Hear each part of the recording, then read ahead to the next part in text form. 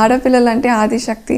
So ఆదిశక్తిని పువ్వుతో పోల్చకు వాడిపోతుంది, మంచుతో పోల్చకు కరిగిపోతుంది, ఆకుతో పోల్చకు రాలిపోతుంది, కానీ సగౌరవంగా ఇష్టపడి చిరునవ్వుతో పోల్చు శాశ్వతంగా ఉండిపోతుంది.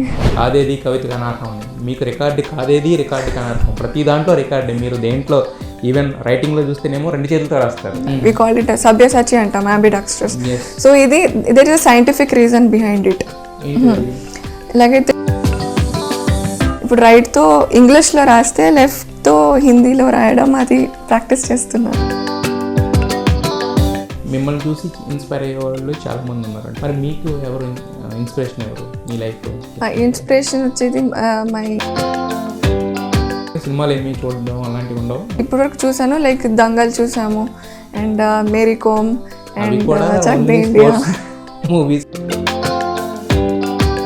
అసలు కనీసం మీకు హీరో హీరోయిన్ పేర్లు ఇవన్నీ తెలిస్తే అట్లీస్ట్ జనరల్ నాలెడ్జ్ ప్రకారం అయితే నాకు అన్ని తెలిసే. హలో నైనా. హలో, ఎలా ఉన్నారు? Fine, doing good. మొత్తం తెలుగులోనే చేద్దాం తప్పకుండా, ఎందుకంటే చాలా మందికి రీచ్ అవ్వాలి. ఇప్పటికే మీరు అంటే బేసిక్గా నాకు తెలిసి ఏంటంటే ఒక స్పోర్ట్స్ పర్సన్ అంటే స్పోర్ట్స్ వరకు ఇంట్రెస్ట్ ఉంటుంది, ఇంకా మహా అయితే లేదంటే కనుక జస్ట్ అంటే కొంచెం ఇంకా వేరే అంటే కొద్దిగా యాక్టింగ్ ఇంతవరకు వస్తారు. బట్ మీరు ఒక స్పోర్ట్స్ పర్సనాలిటీ కింద స్టార్ట్ చేసి ఫస్ట్ అసలు వండర్ కిడ్ అని చెప్పాలి మిమ్మల్ని. అప్పట్లో ఏంటంటే మీరు ఆ టైం ఏదైతే ఉందో ఆ టైంలో మీడియా ఇంత లేదు కాబట్టి మీరు జస్ట్ ఇప్పుడు అందరికీ పరిచయం అయ్యారు, కానీ అప్పుడే ఉండుంటే కనుక మీ పేరు రికార్డుల వరకు వెళ్ళేది. అసలు బేసిక్గా మనకు 5 years 6 years ఆ ఏజ్లో ఏంటంటే చదువుకో అంటే మామూలుగా ఆటలు ఇలాంటివి, కానీ చదువు అనేది పెద్దగా వద్దనుకుంటాం. బట్ మీరు 8 yearsకే టోటల్గా 10th class అయిపోయిందంటే అసలు ఏంటి, ఎలా? అంటే ఇది స్టార్ట్ అయింది మా పేరెంట్స్తో. ఎవరైతే లైక్ దే స్టార్టెడ్ ఒక ప్రొఫెషనల్ పేరెంటింగ్ అనే కాన్సెప్ట్ని స్టార్ట్ చేశారు. లైక్ చూస్తే కనుక లైక్ 5 years వరకు నేను ఇంట్లోనే ట్రైన్ అయ్యాను. As Gandhiji said, mother is the first teacher. So మా మదర్ ఇంట్లోనే ట్రైన్ చేసింది. దాని తర్వాత father as is an educationist 25 years టీచర్గా పనిచేశారు. సో ఆ ఎక్స్పీరియన్స్తో నన్ను ఫస్ట్ లైక్ 6 years ఉన్నప్పుడు బేసిక్స్లో ఇంగ్లీష్, హిందీ, తెలుగు చదవడం, రాయడం, మరి memory skills, hand writing skills ఇవన్నీ నేర్పించడం స్టార్ట్ చేశారు. సో బేసిక్గా కాన్సెప్ట్ ఏంటంటే నేను ఆన్సర్స్ని మగప్ చేయకుండా దాన్ని అర్థం చేసుకొని మన ఓన్ లాంగ్వేజ్లో రాయడం రావాలి. సో అలా నన్ను ఎడ్యుకేషన్లో ట్రైన్ చేశారు. So if basics are perfect, అంటే బేసిక్ పర్ఫెక్ట్గా ఉంటే మనం ఏ లెవెల్ చదువైనా ఈజీగా చేయొచ్చు అనమాట. అంటే లెవెల్ చదవడం అదంతా ఓకే, బట్ మనకు అసలు ఇంట్రెస్ట్ అనేది దాని మీద క్రియేట్ చేయడానికి ఫస్ట్ అంటే చదువుని చదువులాగా కాకుండా ఒక ఆట మాదిరిగా ప్రేరించారనమాట నా తల్లిదండ్రులు నన్ను. అంటే చదువు అంటే ప్రస్తుతం రోజుల్లో మనం చూడొచ్చు పిల్లలకి అది ఒక ఏదో బర్డన్ లాగా కానీ స్ట్రెస్ లాగా కానీ అనిపిస్తుంది. కానీ నాకు చిన్నప్పటి నుంచి చదువు అంటే అసలు చదువులా కాదు, ఒక ప్లేఫుల్ అట్మాస్ఫియర్లో ఆడుతూ పాడుతూ నన్ను చదివించారు. నేనే కాదు, మా బ్రదర్ కూడా సేమ్ ఇలాగే చేశారు కాబట్టి తను కూడా నాలాగే 8 yearsలో 10th క్లియర్ చేశాడు. ఓకే, మీరు ఓన్లీ పోనీ ఒక చదువు అంటే అనుకోవచ్చు, చదువు కాదు. మరి తర్వాత టేబుల్ టెన్నిస్ చూస్తే ఏకంగా సౌత్ ఏషియా రేంజ్లో మీరు ఛాంపియన్షిప్, పోనీ అక్కడ వరకు అంటే అది కాదు మోటివేషనల్ స్పీకర్, పోనీ అక్కడ వరకు అంటే అది కాదు మీరు 2 చేతులతో ఎట్ ఏ టైం రాస్తారు అంటేనా, పోనీ అంతవరకేనా అంటే అది కూడా కాదు. 6 to 7 లాంగ్వేజెస్ అనర్గళంగా మాట్లాడతారు, వీటన్నిటితో పాటు కుకింగ్ కూడా అదరగొడతారు.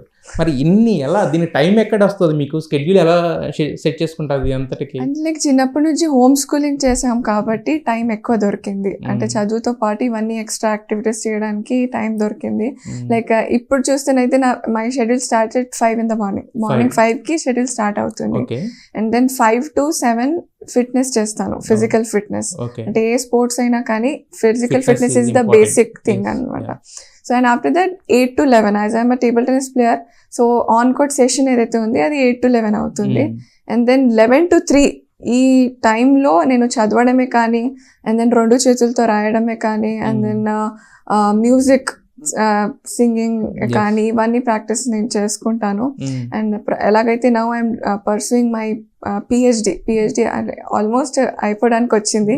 సో దాని గురించి ఏదైతే రీసెర్చ్ వర్క్ ఉండే అది నేను చేస్తాను అనమాట 11 to 3. అండ్ దెన్ 3 to 4 మళ్ళీ జిమ్కి వెళ్తాను మా మదర్తో. She is my fitness partner. So 3 to 4 gym చేశాక then again 4 to 7 I play table tennis. So అలా అంటే నా టైం ఎలా సెట్ చేస్తానంటే ఇప్పుడు ఎగ్జామ్స్ ఉన్నాయి అనుకోండి, so I give 70% to education and 30% to sports. But tournaments ఉన్నప్పుడు I give 70% to sports and then 30% to education. So అలా ఐ బ్యాలెన్స్. యా, మీ డే స్టార్ట్ అయ్యేది 5 o'clock అన్నారు. Yes. మరి ఎప్పటి వరకు కంటిన్యూ, అంటే నైట్ ఏ టైం వరకు? మోస్ట్లీ అయితే రెగ్యులర్గా ఇట్ ఎండ్స్ ఎట్ 8, అంటే ట్రైనింగ్ అనేది 8:30కే ఎండ్ అవుతుంది. సో ఇంటికి వచ్చాక I just take some leisure time పేరెంట్స్తో కానీ బ్రదర్తో కానీ స్పెండ్ చేస్తాను, and then I go to sleep. అంటే ఇంకా మీకు లేజర్ టైం కూడా ఉంటుందా మీ స్కెడ్యూల్లో?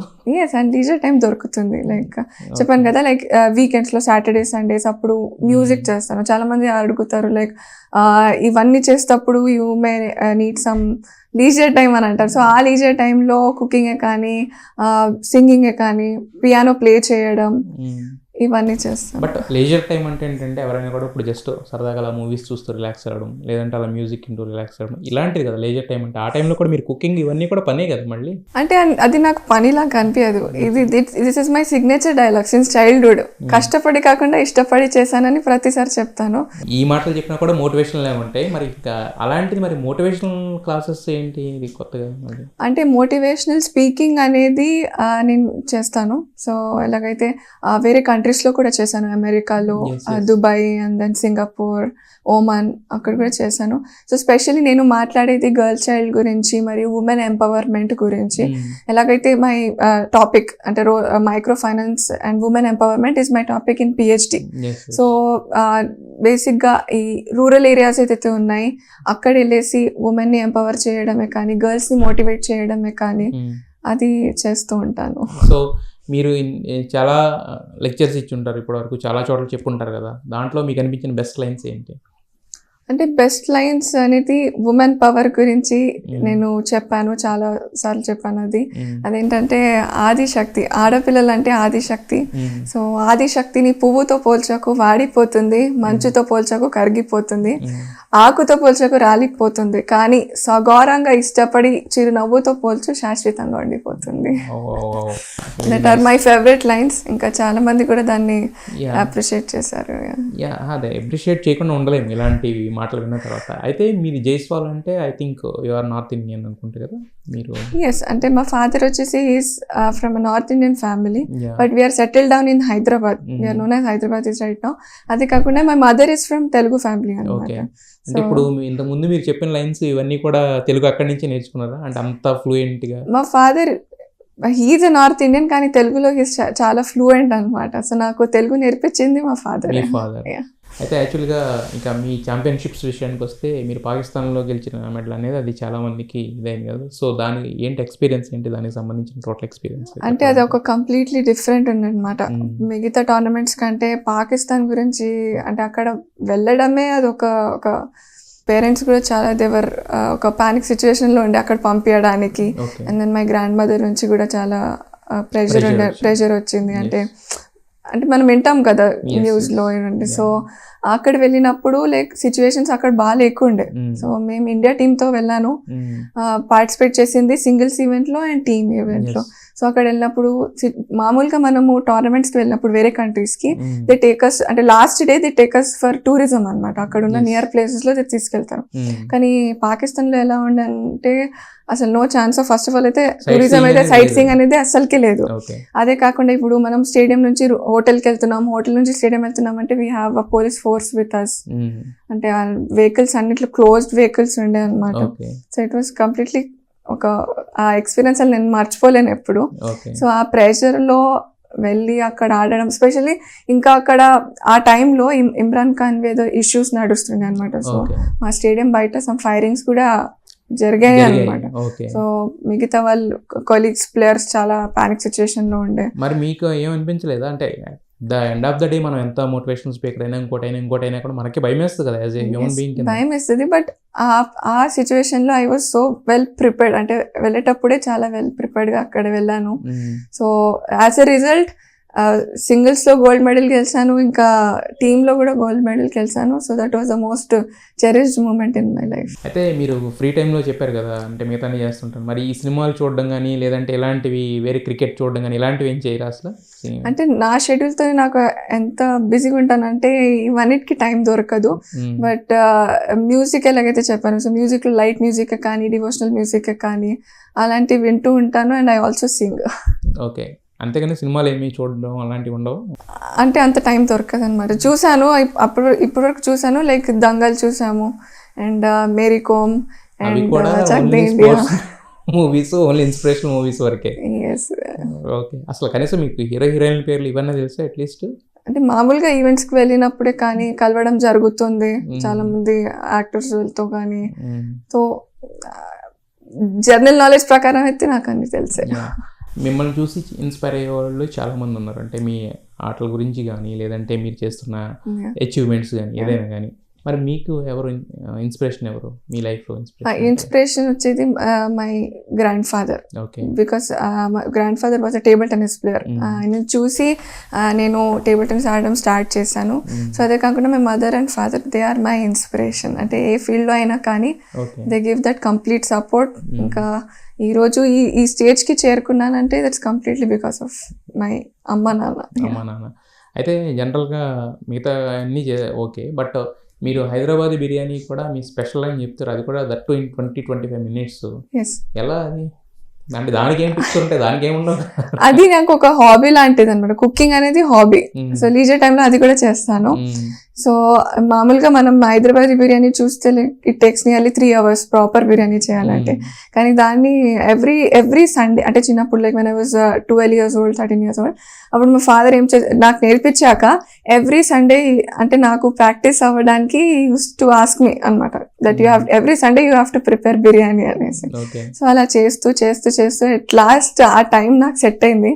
సో 25 minutes కంప్లీట్ బిర్యానీ చేసి అది కూడా ఒక రికార్డ్ చేశాను. దాన్ని కూడా రికార్డ్ చేశాను. అంటే ఇప్పుడు కొంతమంది మన తెలుగులో ఒక సామెత ఉంటుంది, కాదేది కవిత కనార్హం అని. మీకు రికార్డు కాదేది రికార్డు కనార్హం. ప్రతి దాంట్లో రికార్డే. మీరు దేంట్లో ఈవెన్ రైటింగ్లో చూస్తేనేమో 2 చేతులతో రాస్తారు. లాంగ్వేజెస్ చూస్తేనేమో 6 to 7 లాంగ్వేజెస్. ఎన్ని లాంగ్వేజెస్ మాట్లాడతారు మీరు? లాంగ్వేజెస్ అనేది I speak Hindi, English, Telugu and కొంచెం ఉర్దూ కూడా వస్తుంది. అండ్ అదే కాకుండా 2 చేతులతో రాయడం అనేది చెప్పారు. వి కాల్ ఇట్ సభ్యసాచి అంటాం, అంబిడెక్స్ట్రస్. సో ఇది there is a scientific reason behind it. ఎలాగైతే ఇప్పుడు నేను table tennis player. Table tennis is the fastest game. అంటే బాల్ చాలా యాంటిసిపేషన్ లెవెల్, రిఫ్లెక్సెస్ చాలా ఫాస్ట్గా ఉండాలి దాంట్లో. ఇది మనం 2 చేతులతో రాసినప్పుడు మన యాంటిసిపేషన్ లెవెల్ ఏదైతే ఉంది అది ఇంప్రూవ్ అవుతుంది అనమాట. సో మనం చూస్తే like Benjamin Franklin, Ravi Shastri, even Sachin Tendulkar, Amitabh Bachchan, వీళ్ళందరూ కూడా 2 చేతులతో రాస్తారనమాట. బికాస్ రాయడమే కాకుండా ఇఫ్ వి యూజ్, అంటే ఇప్పుడు as I'm a right hander, కానీ ఇప్పుడు నేను లెఫ్ట్ హ్యాండ్ యూజ్ చేసిన దట్ ఈస్ హెల్ప్ఫుల్ అనమాట. సో అలా 2 చేతులతో రాయడం స్టార్ట్ చేశాను. అండ్ దాని తర్వాత ఐ రైట్ సేమ్, అంటే రైట్తో ఏది రాస్తాను, లెఫ్ట్తో. But now I'm training. ఇప్పుడు రైట్తో ఇంగ్లీష్లో రాస్తే లెఫ్ట్తో హిందీలో రాయడం, అది ప్రాక్టీస్ చేస్తున్నాను.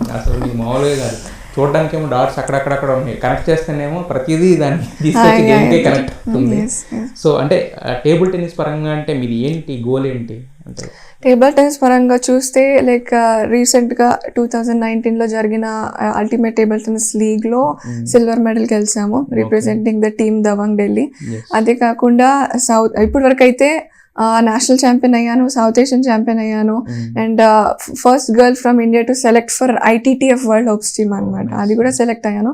సో ఇది జరిగింది జూనియర్ లెవెల్ వరకు. అండ్ ఆ యూత్లో, అంటే అండర్ 21లో I have been playing for India. So అదే కాకుండా ఈ ఇయర్ నుంచి I'm going to participate in the senior category.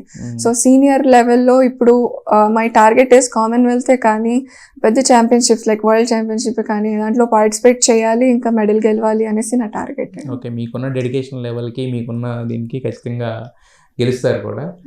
ఇక కమింగ్ టు యువర్ బ్రదర్, యాక్చువల్గా మీ బ్రదర్ని కూడా మీలాగే ట్రైన్అప్ చేస్తున్నారు. బట్ జనరల్గా ఏంటంటే మనం బయటకు వెళ్ళేటప్పుడు, ఎప్పుడైనా కూడా కాంపిటీషన్స్కి వెళ్ళేటప్పుడు మనం పేరెంట్స్ని తీసుకెళ్తాం. బట్ మీరు మీ బ్రదర్తో వెళ్తారంట కదా? అవును, మనం మామూలుగా టోర్నమెంట్స్లో చూసినప్పుడు లైక్ ప్లేయర్స్ మ్యాచ్ నడుస్తున్నప్పుడు లైక్ కోచ్ లాగా కూర్చుంటారు ఎవరైనా ఒకరు. సో నా ఆపోజిట్లో ఆడేవారందరికీ ఇంటర్నేషనల్ కోచెస్ కూడా ఉన్నారు, నేషనల్ కోచెస్ కూడా ఉన్నారు కూర్చొనేవాళ్ళు.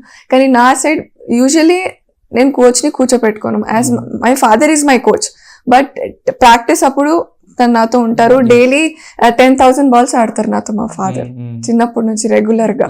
సో మ్యాచెస్కి వెళ్ళినప్పుడు నేను మా బ్రదర్ని కూర్చోబెట్టుకుంటాను. అంటే మనం చూస్తే ప్రెజర్ ఫీల్ అవుతారా లేకపోతే ప్రెషర్ అనేది ఉండదు. మా పేరెంట్స్ ఎస్పెషల్లీ మై ఫాదర్ చిన్నప్పటి నుంచి ఏం చెప్పారంటే when I started playing table tennis, game అంటే దేన్ని అన్నారు, ఆర్ట్ అని అన్నారు. ఆర్ట్ అంటే మనం ఎంజాయ్ చేయాలి. సో ప్రెషర్ తీసుకునే ప్రసక్తే లేదు ఫస్ట్ ఆఫ్ ఆల్. సో గెలిచినా ఓడిపోయినా I have the same attitude, అలాగే ఉంటాను. సో మా బ్రదర్ అంటే ఎలాగైతే పెద్ద ఛాంపియన్షిప్స్ ఆడినప్పుడు నేషనల్ ర్యాంకింగ్ లో ఫైనల్సే కానీ సెమీఫైనల్స్ ఆడినప్పుడు నేను యూజువల్లీ అగస్త్య కూర్చుంటాడు మా తమ్ముడు. So he give me the suggestions. Okay. అయితే ఇప్పుడు మీరు క్రికెట్ కూడా చూస్తుంటారు లేకపోతే ఓన్లీ అంటే table tennis because it's professional గా ఆడుతున్నాను కాబట్టి completely I focus on table tennis. చూడడం కూడా ఉండదు అంటే అలాంటి చూడడం అయితే ఉండదు, but as a part of news అనండి, కరెంట్ అఫైర్స్ అనండి, అలా నాలెడ్జ్ అయితే పెట్టుకుంటాను దాని గురించి, బట్ కంప్లీట్లీ అలాంటిది ఏం లేదు. ఓకే. నేను అంటే మీతో మాట్లాడితే అంటే చూడడానికి జనరల్గా చాలా సింపుల్గా ఉంటారు, అంటే మీ పేరు పక్కన ఉంటాయి కానీ బట్ మీతో మాట్లాడుతుంటే అంటే చాలా తక్కువ టైం అనిపిస్తుంది అనమాట. ఎంత టైం మాట్లాడినా కూడా అంటే మీకున్న క్లారిటీ కానీ ఈ ఏజ్ గ్రూప్ పిల్లల్లో మీకున్న క్లారిటీ కానీ మీకున్న థాట్స్ కానీ మీకున్న ఎయిమ్స్ కానీ మీకున్న డెడికేషన్ లెవెల్కి అయితే కంప్లీట్గా అచీవ్ చేస్తారని అనుకుంటున్నాము. So you will be the pride of India. So మీరు అన్నట్టు జస్ట్ కామన్వెల్త్ ఇక్కడే కాదు, మీరు ఒలింపిక్లో కూడా మీరు పార్టిసిపేట్ చేయాలి, మీరు గెలవాలి, మేము చూడాలి. Thanks a lot. Thank you so much.